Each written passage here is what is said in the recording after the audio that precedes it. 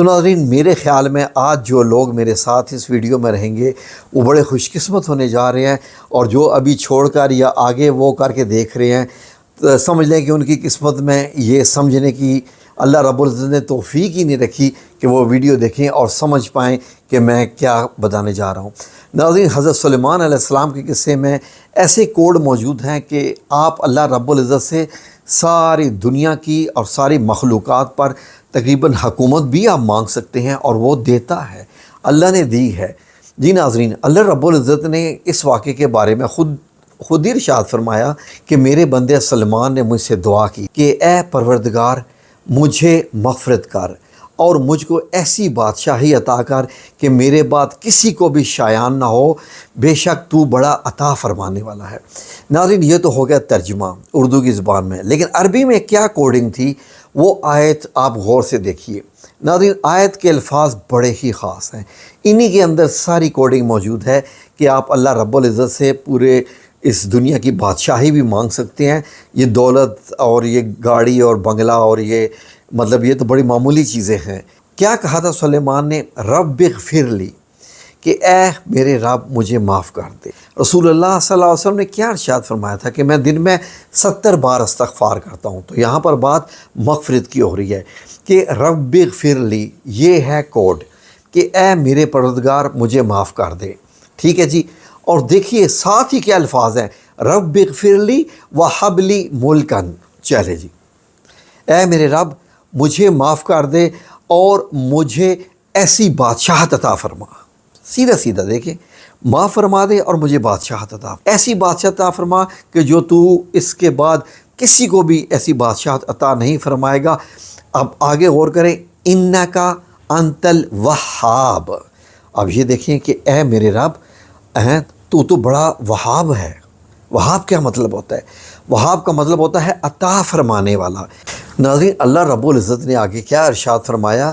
اللہ نے فرمایا کہ جب اس نے یہ دعا مانگی تو ہم نے ہوا کو ان کے زیر فرمان کر دیا۔ لو جی، ہوا پر بھی حکومت، کہ وہ جہاں پہنچنا چاہتے تھے ان کے حکم سے وہ نرم نرم چلنے لگتی تھی، اور جنات کو بھی جو دیو ہوتے ہیں ان کے بھی زیر فرمان کر دیا تھا، اور وہ سب عمارتیں بنانے والے اور غوطہ لگانے والے تھے۔ اور ہم نے اوروں کو بھی جو زنجیروں میں جکڑے ہوئے تھے، یعنی خطرناک قسم کے شیاطین جو سب سے خطرناک ہوتے ہیں، جنات کی بھی قسمیں ہوتی ہیں، وہ ایک علیحدہ ٹاپک ہے۔ اب اندازہ کریں کہ اتنی بڑی بادشاہت اتنے سے الفاظ پہ، دیکھیں رب اغفر لی، اور آگے ایک کوڈ ہے انکا انت الوہاب۔ ناظرین، اب رب اغفر لی کہ دولت مانگنے کے لیے، بادشاہت مانگنے کے لیے کیا یہی کہنا ضروری تھا کہ یا اللہ مجھے معاف کر دے، میری مغفرت فرما؟ یہ کہنے کے بجائے کہ میں تو اے رب العزت تیرا پیغمبر ہوں، مجھے سفر کرنے ہیں، نہیں، رب اغفر لی۔ یہ استغفار میں کیا کوڈ ہے؟ یعنی کہ جو لفظ ہے رب اغفر لی، یہ غفار سے لفظ نکلا ہے۔ اللہ رب العزت کا ایک نام ہے غفار، یعنی کہ اللہ رب العزت جو ہے وہ بخشنے والا ہے، معاف کرنے والا ہے۔ رب اغفر لی، یہ ہے مین کوڈ جو کہ استغفار کا کوڈ ہے۔ تو آئیں دیکھتے ہیں کہ ہم وظیفہ اگر کرنا چاہیں تو ہم کون سا وظیفہ کریں، کس طرح کریں کہ اللہ رب العزت ہمیں بھی عطا فرمائے۔ چلیں، ہمیں پوری دنیا کی حکومت تو نہیں چاہیے، نہ ہواؤں پہ، نہ جنات پہ، نہ کچھ۔ ہمیں تو ہمارے کچھ زندگی گزارنے کے مسائل ہیں، ہمارے اولاد کے مسائل ہیں، ہمیں جو ہے وہ مال کے مسائل ہیں، مہنگائی کے مسائل ہیں، بچوں کے مسائل ہیں۔ ہمیں تو بس یہ چاہیے کہ یا رب ہماری زندگی میں رحمت برکت عطا فرما اور ہمیں بابرکت رزق عطا فرما جو بے انتہا ہو۔ ہمیں تو یہ چاہیے نا۔ تو سنیے وظیفہ کیسے بنتا ہے۔ ناظرین، اگر آپ غور کریں تو لفظ جو قرآن پاک میں اللہ رب العزت کا نام الغفار آیا ہے، الغفار کا مطلب ہے کہ بہت سارے جو بندوں کے گناہ ہوتا ہے وہ معاف کرنے والا ہوتا ہے۔ رب اغفر لی اسی لفظ سے نکلا ہے۔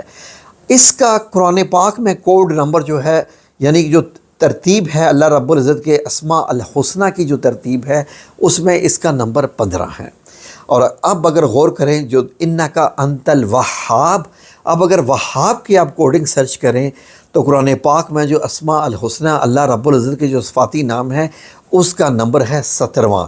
اس کا مطلب ہوتا ہے وہاب کا کہ قصیر العطا بلا عوض۔ تو ناظرین، آپ نے کیا کرنا ہے کہ 7 دن کا ایک وظیفہ کرنا ہے۔ بیسڈ آن حضرت سلیمان علیہ السلام کی دعا اور حضرت نوح علیہ السلام کی جو یہ آیات ہیں مطلب سورہ نوح کے اندر آپ کو کرنا کیا ہے، غور سے سن لیجیے۔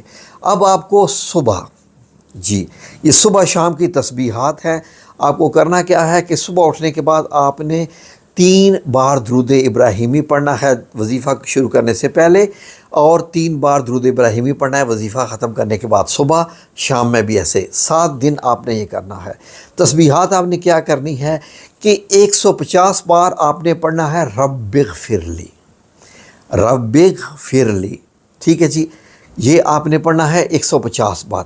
اب آپ نے پڑھنا ہے، آپ کو چاہیے کیا؟ رزق، دولت وغیرہ یہ چاہیے، جی یہ رزق دولت کے لیے ہے، تو آپ نے پڑھنا ہے جی یا رزاق، یا رزاق، کتنی بار؟ 180 بار پڑھنا ہے اس کو، 180 بار آپ نے پڑھنا ہے یا رزاق، اور یا وہاب، یا وہاب آپ نے پڑھنا ہے 170 بار۔ یہ تسبیح کرنے کے بعد یہ جو 3 تسبیحات ہیں 150 180 170، یہ آپ زیادہ سے زیادہ 10 منٹ میں کر سکتے ہیں۔ اب آپ نے دوبارہ 3 بار درود ابراہیمی پڑھنا ہے، آپ کا صبح کا عمل ہو گیا۔ ایسے ہی سونے سے پہلے، شام سے پہلے کرنا ہے 7 دن، اور اس کے بعد آپ نے یہ 7 دن کرنے کے بعد آپ نے اس کے بعد بکثرت، یعنی جب بھی وقت ملے آپ نے یا غفار کا جو ہے وہ ذکر کرتے رہنا ہے، یا غفار، یا غفار، یا غفار، چاہیں تو استغفر اللہ، استغفر اللہ بھی۔ ہو نہیں سکتا کہ اللہ رب العزت آپ کی جھولی دولت سے، عیش و عشرت سے، آرام سے، کار کوٹھیوں بنگلوں سے بھر نہ دے، یہ رب کا کام ہے، اس نے دینا ہے۔ اس نے کیا فرمایا سورہ نوح میں کہ ان لوگوں کو معلوم نہیں ہے کہ میری عظمت کتنی بڑی ہے۔ یا رب ہمیں معلوم ہے تیری عظمت کتنی بڑی ہے، اسی لیے ہم تو اس سے مانگ رہے ہیں، تو ہی عطا کرنے والا ہے۔ بہت ہی اعلیٰ عمل ہے، ایسا عمل ہے کہ یہ آپ کو خود حیران کر دے گا، آپ کو کہاں سے غیبی دولت ملے گی، کس کس طریقے سے آپ کی جھولیوں میں پیسے آئیں گے، یہ میرے رب کا معاملہ ہے۔ حیران ہو جائیں گے آپ بھی انشاءاللہ۔ یہ اتنا طاقتور وظیفہ اور اتنا یہ عمل جو ہے، میرے تو الفاظ مجھے نہیں مل رہے کہ میں اس کی عظمت بیان کر سکوں اس وظیفہ کی۔